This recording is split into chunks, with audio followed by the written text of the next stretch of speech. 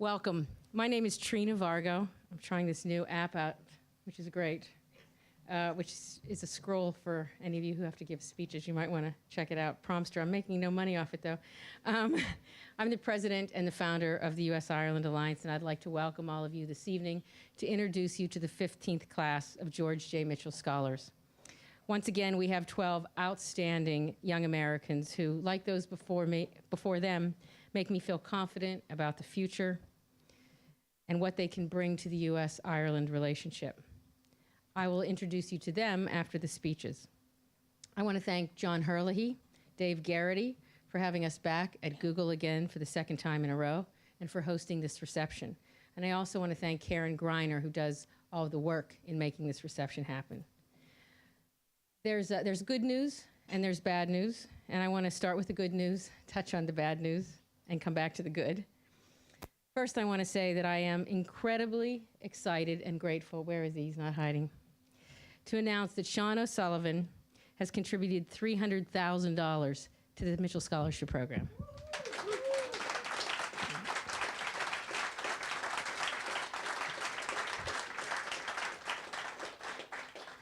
His donation, which has been matched by the Irish government, essentially funds the class of scholars that you're going to meet tonight. Because as many of you know, the U.S. government stopped funding the program, and Sean's contribution could not have come at a more critical time. I also want to acknowledge and thank CRH and Perigo for their recent contributions. CRH is the largest Irish company doing business in the U.S. For several years, CRH supported the program, and we're delighted to have them back again as a sponsor. Perigo recently acquired Elan, and so they bridge Michigan and Ireland. And incidentally, in 1998, when I started the Alliance, one of the first contributors to the program was the then CEO of Elan, Donal Geaney, one of the first supporters of the Alliance. So I'd like to thank both of them. I'll talk more about Sean in a moment when I introduce him. But first, let me give you sort of an update on where things stand now with the program. The Mitchell Scholarship is now the most prestigious scholarship program in the United States. In the last 2 years, 7 people were lucky enough to be offered both a Rhodes and Mitchell Scholarship interview, and 6 of the 7 picked the Mitchell, which is sort of unheard of, and most people who are Oxbridge educated make me explain why that is to them. The Mitchell has been created to create a tie between this island and future generations of Americans. As I mentioned, the U.S. government eliminated funding, and several officials in the U.S. State Department told us that was because they didn't care about Europe anymore. A staffer with a prominent senator told me that we could get the funding if I'd move the scholarship to Guatemala or Lebanon. And just within the last 2 weeks, I've been contacted by a major university in Asia that would like to speak about the Mitchell Scholarship. So it's going to be up to those people who care about the future of this relationship to do the sort of thing that Sean has just done to assure that this program and its connection to this island, thank you, will endure. He does everything for the program. Our goal has always been to raise a $40 million endowment, so this program lives on forever, like the Rhodes. The Irish government will match anything we raise up to 20 million euros. And that's fantastic for the long term, but we won't get to the long term if we don't get past the short term problem of the annual funding. For more than a decade, the U.S. government has largely funded the program with a contribution of a little less than $500,000 a year. And that's combined with a little less than $100,000 a year from the Department of Education and Learning in Northern Ireland. And that, along with in-kind contributions, including from the universities, who have always been strong supporters of the program. I'd like to thank President Deeks for being here this evening. That's allowed us to pay for the program. But the loss of the U.S. funding is a massive blow. Senator Mitchell and I have been approaching nearly everybody that you can think of, but frankly with little success. And I hope that some more of the American companies that now call Ireland their home will give to this program. Sean has very generously seen to it that this class is covered. And we have committed to a 2016 competition. The deadline is actually next week, so we will pick another class in November that will arrive next fall. But in March, we'll have to make a decision as to whether or not we open up another application process. If we don't find the support in the interim, we'll have to put the program on an indefinite hold. I've always been really realistic about the organization and the scholarship program since I created it more than 16 years ago. And a question has always hung over all of this, which is, you know, is there critical mass? Are there enough people that are interested in a future of a U.S.-Ireland relationship that is based on contemporary realities? It's based on business and education and culture, when a lot of the old issues have fallen away in the U.S.-Ireland relationship? Or is America so, for lack of a better word, post-ethnicity, that enough people don't care anymore? And that's what we are trying to test and find out right now. But right now, I am immensely grateful to Sean O'Sullivan, who's obviously made my year. Most of you here know him from his stint as a dragon on Dragon's Den. It would take at least an hour to go through everything Sean is doing and has done, so I'm just going to touch on the basics. He could have won a Mitchell Scholarship, actually, unlike me. Sean is an American who was raised in upstate New York. He's an engineer and a graduate of Rensselaer Polytechnic. He's an entrepreneur. 30 years ago, he created MapInfo, the precursor to Google Maps. After that, he started a rock band. He co-coined the term cloud computing. He attended USC Film School. He went to Iraq in 2003 and was in Baghdad when the war began. He originally went to do a documentary. He freelanced for CNN and Reuters. He met his wife there. She was a war correspondent. Frustrated by the US government's inability to execute, he created Jumpstart International to help clean up Baghdad, build homes, and provide humanitarian assistance. He employed 3,500 people there. And his humanitarian organization was actually larger than the UN effort there. And he stayed after other humanitarian groups left, and not just in the safety of the Green Zone. NBC News followed him around for a day to write his obituary. Fortunately, they didn't have to use it. He was instrumental in developing Gaza Polytechnic in the Gaza Strip, the holder of an Irish passport, which he understandably preferred to use in Iraq instead of his US passport. Sean and his wife moved to Ireland. They live in Kinsale, and he has businesses in Cork, China, and San Francisco. He is a savvy investor who backed Guitar Hero, Leap Motion, and a little company called Netflix. He manages an accelerator VC and is constantly launching new companies. He was an early supporter and still one of the biggest supporters of the Khan Academy. And I think there are some people here this evening from Khan Academy. He is making an impact in Ireland. He's the co-founder and director of Karma, which has its headquarters in Cork.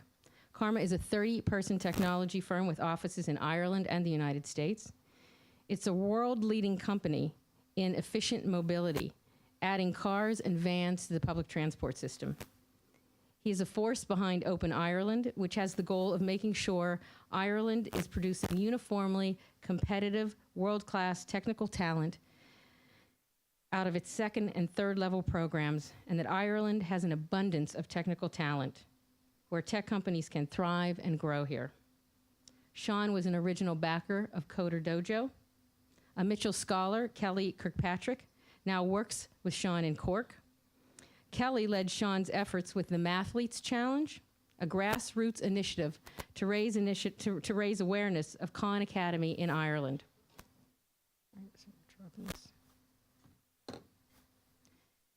The idea behind Mathletes is to create that passion in school that kids have for athletics and give it to academics.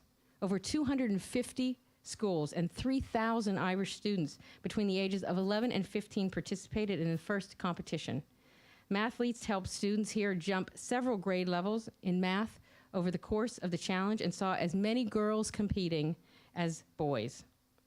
In running the first Mathletes last year, Kelly involved 2 of last year's Mitchell Scholars who are here studying math at Trinity and UL. She and Sean are looking for Mitchell and non-Mitchell volunteers for the next Mathletes 2.0 and building and improving the program and the association with Khan Academy here in Ireland. Sean gets up every day and is making a difference in the world. He's making it a better place. And I'm not only delighted that he has made a significant contribution to the Alliance. I'm honored to have him associated with this program. It's an added bonus to receive support from someone you admire and respect, someone who exemplifies the qualities of the Mitchell Scholarship Program, someone who gives back. And Sean just flew in, literally, from the U.S. to be here tonight. Sean O'Sullivan. I'm just excited to be here, to see these 12 new scholars and to welcome them on their journey. This is going to be a transformative year for them, and I think the value that the Mitchell Scholarship brings in uniting the U.S. U.S.-Ireland Alliance, is it's quite evident that it's creating a lot of value for Ireland as well. And even just looking at the work that Kelly has done. Kelly is currently heading up the O'Sullivan Foundation and overseeing the work of trying to roll in the Khan Academy curriculum into the curriculum in the Irish curriculum to take Ireland from being sort of middle of the pack in terms of our math and STEM skills to being perhaps the #1 country in the world if we really truly get behind it and truly get the Department of Education to put it throughout all the school systems. These are the opportunities that are possible when you take good, talented people, open thinking, and you apply them to traditional problems, rethinking the problem, innovating new solutions to problems, which is what I guess I've been known for in my own life. And I'm trying to, in some ways, apply that societally from time to time with the support that we're able to do here by supporting the Mitchell Scholarship, by supporting the Khan Academy, by supporting Open Ireland to allow technically talented people from all over the world to come to Ireland. I mean, do people know that Ireland is the most open place for people in the technology industry to come? If you're an English-speaking person and you want to have a tech job, you can come to Ireland just by effectively getting an offer letter from an Irish company now with the latest legislation that's being worked through in a beta program that the Department of Jobs is now in full implementation of. So what that means, in the future, any company can set up in Ireland and employ people from all over the world. It's really transformative, and bringing the world's best and brightest to Ireland is what the Mitchell Scholarship is about. It's what Open Ireland is about, and it's about giving people the opportunity to travel, to experience different cultures and different societies. I say I went on this program called Semester at Sea when I was younger, and there's an expression that you use. If you grow up and live in one place your whole life, like say I grew up in Schoharie, New York, and I stayed there my whole life, it's like reading one page of a book. But as you travel, and as you go from Dublin to Cork to China to New York to the South to Latin America or whatever, it's like reading different pages of the book. And you can't really understand the whole of humanity without the kind of travel and the kind of cultural richness that we all have, without being open to the experiences that you're having in your year abroad here, to all the Mitchell Scholars, and to engaging with the world in the way that the U.S.-Ireland Alliance is all about trying to engage with the world. So I encourage everybody to be thinking that way. I encourage everybody to support what Trina is doing here with the U.S.-Ireland Alliance. I know that I don't have the resources to support all the years of the Mitchell Scholarship, unfortunately. So I'm limited in what I can do. But I know there's an expression from J.P. Morgan: go as far as you can see, and then you'll be able to see further once you get there. And so we've gone another year, with this, and hopefully we'll be able to see our way to going another 20 years, at the end of this year, in terms of the Mitchell Scholarship. But you know, to all of you, I just encourage you to be thinking outside the box, creating and innovating in everything that you do. I just came from San Francisco, where we launched 6 new biotech companies that went through our accelerator program. We are now, for example, creating milk without using cows. You know, people didn't think that was possible before. We can do it much cheaper, much more effectively. And it's a remarkable innovation that was actually produced by an accelerator program that we ran in Cork. We can actually produce, and this is kind of outrageous, and medical marijuana without marijuana by simply using synthetic biology to duplicate, you know, this in vats at a much cheaper prices. So we can actually grow $3.5 million worth of street value for about $500 in Denver, Colorado. Purely legal, purely legal. But so the world is changing. It's changing at an amazing, amazing pace. And the reason why we support innovation in everything that SOS Ventures does, we support over 120 new companies getting started a year in all of the places of the world that we operate in: China, Shanghai, Shenzhen, San Francisco, New York, and through all sectors, is because this disruption that we're creating does lead to greater chances for everybody. And there's a technical basis, and there's an excellence basis that is required in order to create innovation that people want to bring into their lives. And that's why I love supporting the Mitchell Scholarship Program, is because there are a lot of technical talent. There's real expertise that people are bringing and are committed to bringing to society. And this kind of societal change, I think, will help improve everything in our life. I'm very optimistic about the future, as long as we go as far as we can see, and then from there we'll be able to go a bit farther. So thanks very much for having me, Trina, and I'd love to hear more about the Mitchell Scholar, the people that are being honored tonight. Thank you.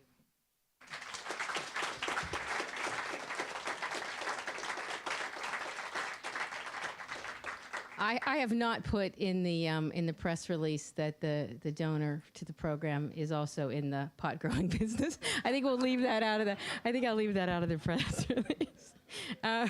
This is always the most fun, enjoyable part of the evening for us, is to get to introduce the Mitchell Scholars to you. And people who have been here before and have been part of this before know that it always makes the rest of us feel incredibly inadequate. I always say I never would have won a Mitchell Scholarship. Sean would have, but I certainly wouldn't. So what I'm going to do is what we normally do, is I'll call them forward, say a little bit about them. When I call your name, if you come up and just sort of stand behind me till I get through the 12, and then you can maybe hold your applause until we're finished. Simon Bomey graduated from Cornell with a degree in industrial and labor relations. He was involved in a comprehensive study of teacher and Board of Education negotiated agreements in 700 New York State public and charter schools. Simon was a White House intern, where he wrote education policy briefs and coordinated a mentorship program for students in Washington, D.C. He was a special advisor on city and youth issues to the mayor of Kalamazoo. And after law school, he plans to return to Michigan to become a non-profit consultant to school districts on negotiating and education management. Simon studies conflict mediation at Maynooth and will negotiate a deal for Garth Brooks to come to Ireland. I just like to check that you're paying attention every now and again. Sarah Bufkin graduated from the University of North Carolina with a degree in cultural studies and history. She researched the poetry that emerged out of the Troubles, worked with an NGO in India on child labor issues, and wrote about the marginalized for Think Progress and Huffington Post. Her interest in racial discrimination and the capital sentencing process led to a comparative analysis of death penalty abolition movements in North Carolina and Britain in the 1960s. After her year here, she will complete a joint JD PhD program and become a public interest lawyer. Sarah will study moral, legal, and political philosophy at Queen's University, Belfast. Matthew Cortland was recently a Luce Scholar in Taiwan. After graduating from Rutgers, he obtained a master's degree in education and social change from the University of Miami. He co-founded a program that paired his fraternity brothers with teenage boys with autism, and Governor Chris Christie appointed him to the New Jersey Council for the Medical Research and Treatment of Autism. Through Teach for America, Matt taught at Miami Northwestern Senior High School. With 81% of the students reading at below grade level, he used technology and social media to inspire students. By year's end, his students' reading levels had progressed an average of 2.4 years. He will study mobile, tablet, and dynamic web design at DIT. He came to Ireland early and has been interning with technology entrepreneur Sean Blanchfield. Travis Davis studied mechanical engineering at the South Dakota School of Mines and Technology. While an intern at NASA, he designed cryogenic valves that were printed out of metal using a cutting-edge manufacturing process known as direct metal laser sintering. The process is also used to develop custom prosthetics. While completing his projects at NASA, he always linked the technologies he was working with to his mother's lifelong medical struggles, and as a result, he hopes to develop sophisticated prosthetics. Travis grew up on a cattle and sheep ranch in one of the most rural parts of the United States. He's a volunteer firefighter and a pilot and will study bioengineering at Trinity. See what I mean? So it's like, how can you do this? Molly Hayes was a Foreign Service officer who most recently served as the Kenya desk officer at the Department of State, where she led the Washington-based crisis response management for last year's terrorist attack at the Westgate Mall in Nairobi. She was a deputy coordinator for the Egypt Task Force during the Arab Spring and desk officer for Morocco, Western Sahara, and Tunisia. Molly is a graduate of Notre Dame with a degree in English and Arabic.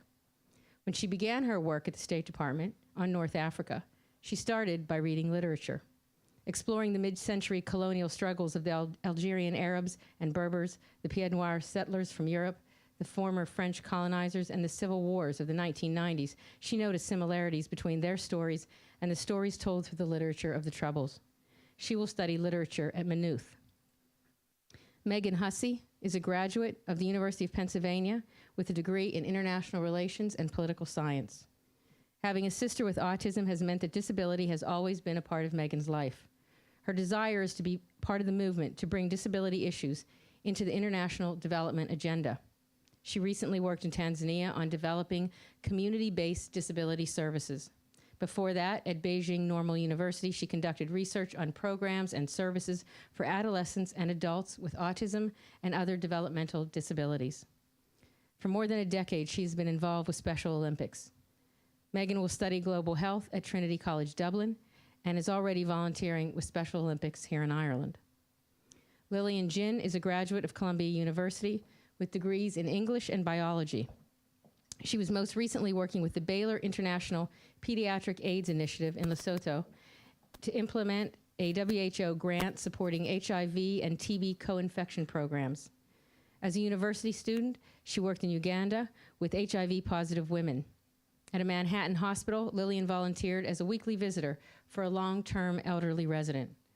Although her early visits were coldly received, Lillian was able to develop a friendship with the woman by connecting with her about her Irish identity and their shared interest in Irish literature. Lillian was particularly inspired by a class she took with Colm Tóibín. She will study public health at University College Dublin.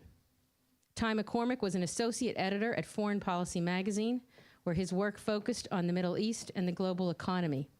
His FP Morning Brief went to 150,000 subscribers. Ty has written more than 50 essays and articles for Foreign Policy and more than 100 in leading international publications, including Newsweek and the New York Times. A former freelance correspondent in the Middle East, he was awarded a grant from the Pulitzer Center on Crisis Reporting about Egypt. He studied Arabic and conducted research at the American University in Cairo and recently visited Sudan. He's a graduate of Stanford and Oxford. Ty intends to start his own publication after studying comparative ethnic conflict at Queen's. Destiny Knock, I love her name. I ask her for parents like Destiny Knox, but Destiny graduated from North Carolina A.T. State University with degrees in electrical engineering and applied mathematics. While a tutor in Malawi, she created inexpensive, reusable, and effective feminine pads and taught the girls how to make them. She increased school attendance for girls. Addressing and solving these kinds of basic problems is what Destiny intends for her career. Her specific interest is in helping developing nations enhance their power infrastructure.